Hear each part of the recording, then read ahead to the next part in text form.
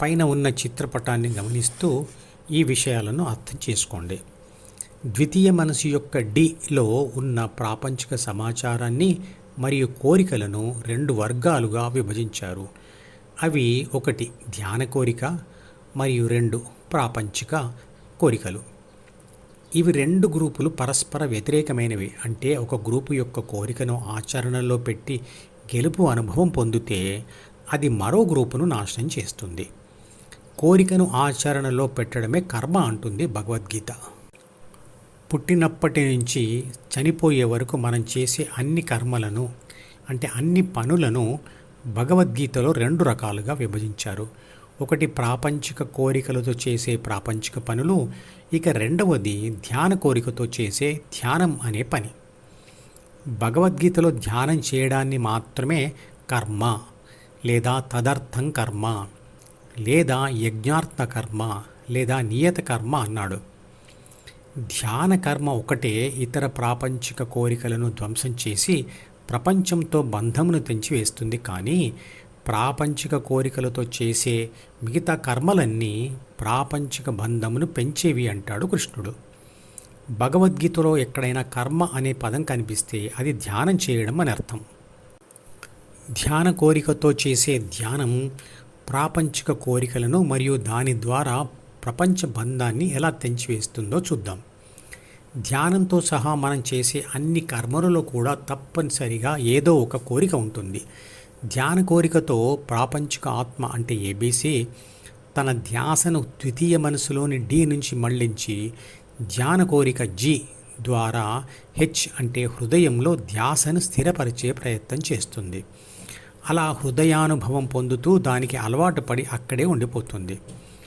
దాంతో ABC D ద్వారా జ్ఞానేంద్రియాల ద్వారా ప్రపంచమును చూడలేదు. ఏబీసీకి ధ్యాన ఫలితం దొరకగానే అంటే డీని వదలగానే అందులోని మిగతా కోరికలతో పాటు ధ్యాన కోరిక కూడా ఏబీసీని వదిలిపోతుంది.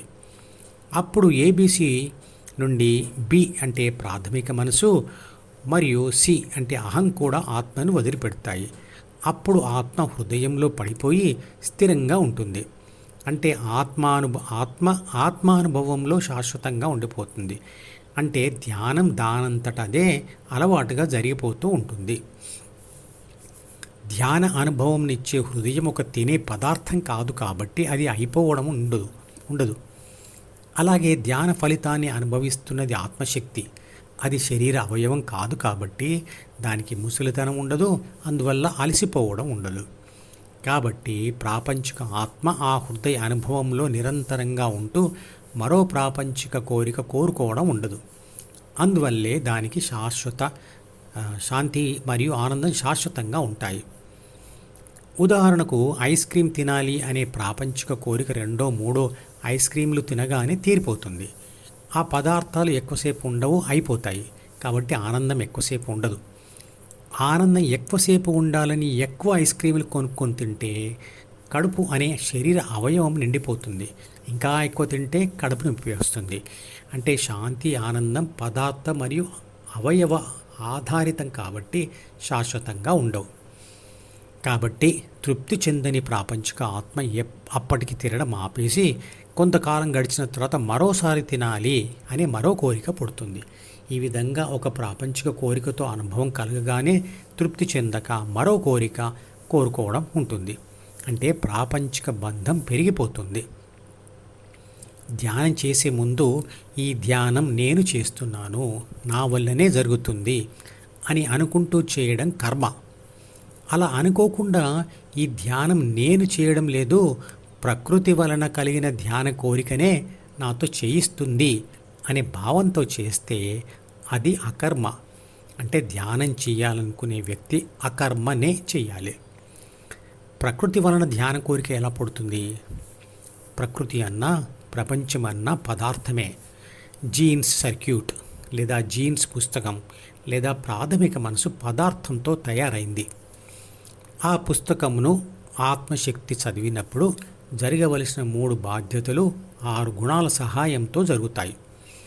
ఆ 3 బాధ్యతలు మరియు 6 గుణాలు జీన్స్ యొక్క ప్రత్యేక అమరిక ద్వారా రాయబడి లేదా అమర్చబడి ఉన్నాయి.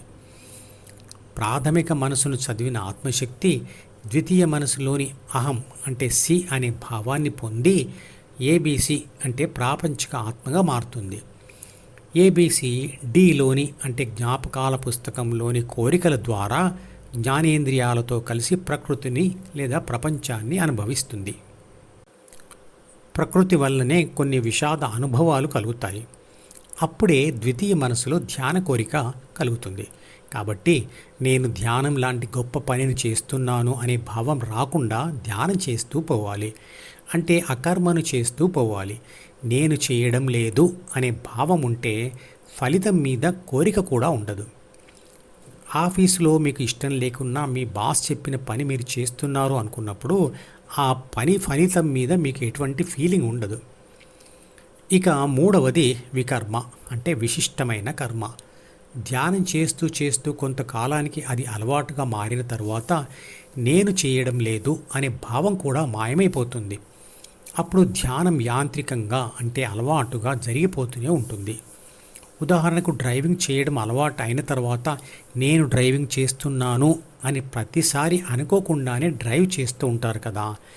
యోగులలో అంటే స్థితప్రజ్ఞ సాధించిన వాళ్ళలో ఇది జరుగుతుంది. ఇది వికర్మ. మధుపదం యూట్యూబ్ ఛానల్లోని ప్రతి వీడియోకి ఒక నెంబర్ ఇవ్వబడింది. 1వ నంబర్ వీడియో నుండి మొదలుపెట్టి వరుసగా చివరి వీడియో వరకు చూస్తేనే ఆత్మశాస్త్రం సంపూర్ణంగా అర్థమవుతుంది. ఈ వీడియో డిస్క్రిప్షన్లో ఉంచిన మధుపదం ప్లేలిస్ట్ లింక్ ద్వారా అన్ని వీడియోలు వరుసగా చూడవచ్చు.